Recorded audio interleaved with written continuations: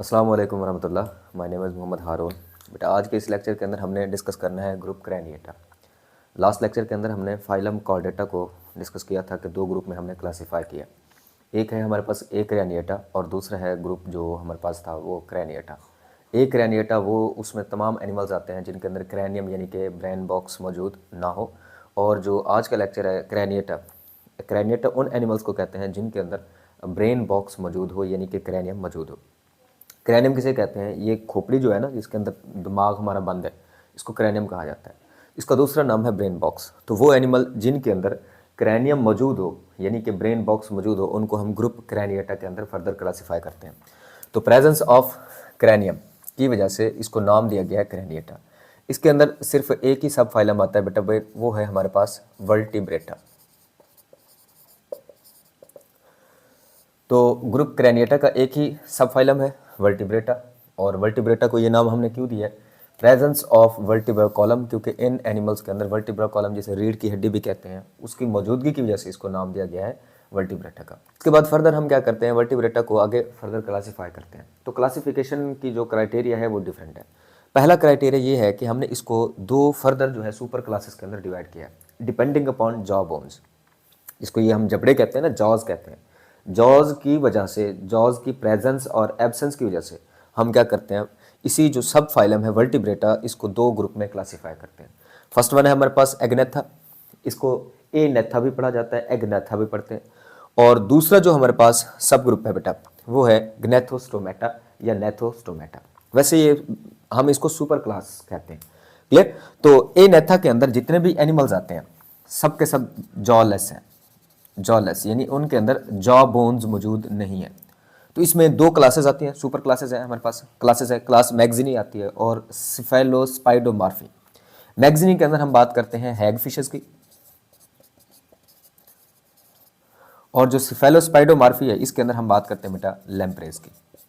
तो ये वो एनिमल्स हैं जो किस में आते हैं बेटा, ए नेथा के अंदर आते हैं जिनके अंदर जॉज मौजूद नहीं है। बेसिकली है ये फिशेस लेकिन इनके अंदर जॉज नहीं है यानी कि जबड़े नहीं है। क्लियर? उसके बाद दूसरा जो हमारे पास सुपर क्लास है वो है नेथोस्टोमेटा या ग्नेथोस्टोमेटा भी इसे पढ़ते हैं। नेथोस्टोमेटा के अंदर जितने भी एनिमल्स आएंगे विद जॉ बोन्स है, जॉ बोन्स उनके अंदर जॉज यानी कि जबड़े मौजूद हैं, तो उसको हम नेथोस्टोमेटा में क्लासीफाई करते हैं। तो इसमें फर्दर हमारे पास दो सुपर क्लासेस आती हैं। सुपर क्लास स्पाइसेस है जिसके अंदर हम फिशेस की बात करते हैं। तो एक फिशेस का ओल्ड ग्रुप है जिसको साइक्लोस्टोमेटा भी कहते हैं। क्लियर? तो उसमें दो ग्रुप ये हैं जो कि ट्रूली फिशेस कहलाती हैं, कॉन्ड्रिक्टाइस और इसके अलावा ऑस्टिक्टाइस। कॉन्ड्रिक्टाइस के अंदर कार्टिलेजिनस फिशेस आती हैं और ऑस्टिक्टाइस के अंदर सारी की सारी बोनी फिशेस आती हैं। और इनको, इन क्लासेस को हम सुपर क्लास स्पाइसेस के अंदर रखते हैं। तो आपने याद रखना है सुपर क्लास स्पाइसेस के अंदर फर्दर हमारे पास सारी की सारी फिशेस आएंगी। उसके बाद जो सेकंड सुपर क्लास है नेथोस्टोमेटा यानी कि जॉज विद जॉज एनिमल, तो उसमें है जी सुपर क्लास टेट्रापोडा। टेट्रा का मतलब है चार, पोड्स कहते हैं लिम्स, जिनके अंदर 4 लिम्स मौजूद हो उनको हम कहते हैं टेट्रापोड्स। जैसे कि हमारे पास 2 हाथ हैं और 2 टांगे हैं, तो ये 4 लिम्ब है। कुछ चारों टांगों के तौर पर उनसे काम लेते हैं, कुछ 2 बाजू के तौर पर 2 टांगे बन जाती हैं। तो ये जिनमें 4 लिम्स मौजूद हों उनको हम कहते हैं जी टेट्रापोड्स हैं। तो उसमें हमारे पास फर्दर 4 जो है ग्रुप आएंगे, एम्फीबियंस हैं, रेप्टाइल्स हैं या एवीज जिसके अंदर बर्ड्स आते हैं, और क्लास मैमेलिया जिसके अंदर सारे मैमल्स आते हैं जो कि दूध देने वाले जानवर हैं। क्लियर बेटा? तो ये क्लासिफिकेशन आपको याद होनी चाहिए। पहला क्राइटेरिया हमने क्या रखा कि जिनके अंदर जॉज मौजूद हैं उनको नेथोस्टोमेटा के अंदर रखा, और जिनके अंदर जॉज मौजूद नहीं है उनको हमने ए नेथा या एग्नेथा भी से पढ़ते हैं उसके अंदर हमने रखा है। सेकंड जो क्राइटेरिया है इसी फाइलम वर्टिब्रेटा, जो सब फाइलम वर्टिब्रेटा है, इसकी क्लासिफिकेशन का जो सेकंड क्राइटेरिया बेटा वो हमने देखना है जो एक्स्ट्रा एम्ब्रियोनिक मेम्ब्रेन है वो प्रेजेंट है या नहीं है। यानी कि अलग अलग क्लासिफिकेशन है। फेडरल के अंदर आप देखेंगे अलग किस्म की क्लासिफिकेशन है, पंजाब के अंदर अलग क्लासिफिकेशन है। तो पंजाब टेक्स्ट बुक में ना इन्होंने फर्दर ये भी क्लासीफाई किया हुआ है दो ग्रुप में, फाइलम वर्टिब्रेटा को, सब फाइलम वर्टिब्रेटा को, एंड एमनियोट्स और एमनियोट्स। अच्छा, हमारी बुक में विदाउट एमनियन लिखा हुआ है, विदाउट फीटल मेम्ब्रेन। ठीक है, तो उसको हम कहते हैं एन एमनियोट्स।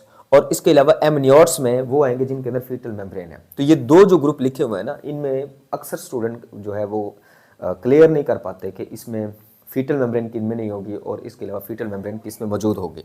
तो आपने ये याद रखना है। और यहाँ से लास्ट ईयर ऑब्जेक्टिव भी आया एनएमनियोट्स वो एनिमल्स हैं जिनके अंदर फीटल मेम्ब्रेन नहीं होती, एक्स्ट्रा एम्ब्रियोनिक मेम्ब्रेन। ये हमारे एम्ब्रियो के गर्द प्रोटेक्शन के लिए, हिफाजत के लिए कुछ मेम्ब्रेन्स मौजूद होती हैं, और उनके नाम वैसे मैं आपसे शेयर कर देता हूँ, डिटेल से तो हम बाद में पढ़ेंगे। एक है बेटा कोरियन, एक है एमनियन, और इसके अलावा एलेंटॉयस। तो ये 3 तरह की एक्स्ट्रा एम्ब्रियोनिक मेम्ब्रेन है, कोरियन है, एमनियन है, और इसके अलावा एलेंटॉयस है। तो ये इनको कहते हैं मेम्ब्रेन्स, एक्स्ट्रा एम्ब्रियोनिक मेम्ब्रेन, या इसका जो दूसरा नाम लिखा हुआ है हमारी बुक में उसको फीटल मेम्ब्रेन के तौर पर लिखा हुआ है। ठीक है, तो एन एमनियन जिनमें ये 3 मेम्ब्रेन्स, एक्स्ट्रा एम्ब्रियोनिक मेम्ब्रेन या फीटल मेम्ब्रेन मौजूद ना हो, तो उसमें 2 ग्रुप आते हैं। एक तो फिशेस का, तो फिशेस के चाहे वो कॉन्डिक थाइस है, ऑस्टिक थाइस है, या साइक्लोस्टोमेटा जो ओल्ड किस्म की फिशेस हैं वो इसमें आएंगी। और इसके अलावा क्लास जो हमारी एम्फीबियंस है ये भी एन एमनियोट्स में आते हैं। उसके बाद जो दूसरा ग्रुप है वो है एमनियोट्स, जिनके अंदर एक्स्ट्रा एम्ब्रियोनिक मेम्ब्रेन्स मौजूद हो या फीटल मेम्ब्रेन्स मौजूद हो, उनको हम एमनियोट्स कहते हैं। तो इनको फर्दर हम डिफाइन करते हैं विद फीटल मेम्ब्रेन, जिनके पास आगे ये मेम्ब्रेन्स मौजूद हो।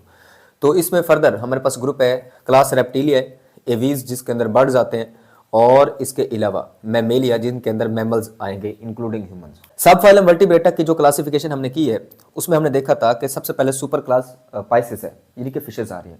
तो अभी हम सुपर क्लास पाइसेस में से जो इनका ओल्ड ग्रुप है साइक्लोस्टोमेटा, जिसको हम एनेथा के अंदर भी प्लेस करते हैं, ठीक है, उसको आज हम डिस्कस करेंगे। तो फर्दर हमने क्या किया हुआ है, जो वर्टिब्रेट सब फाइलम है इसकी जो क्लास सुपर क्लास है हमारे पास स्पाइसेस, इसके आगे फर्दर 3 क्लासेस हैं। एक है साइक्लोस्टोमेटा जो एनेथा के अंदर आती है या एग्नेथा के अंदर हम इसको प्लेस करते हैं, और बाकी जो 2 हैं ये ग्नेथोस्टोमेटा के अंदर आते हैं या नेथोस्टोमेटा के अंदर, स्टोमेटा के अंदर। क्लियर? तो आज हम फर्दर सुपर क्लास स्पाइसेस की जो फर्स्ट 1 क्लास है साइक्लोस्टोमेटा, जिसको हम एनेथा के अंदर प्लेस करते हैं, इसको हम डिटेल से डिस्कस करते हैं।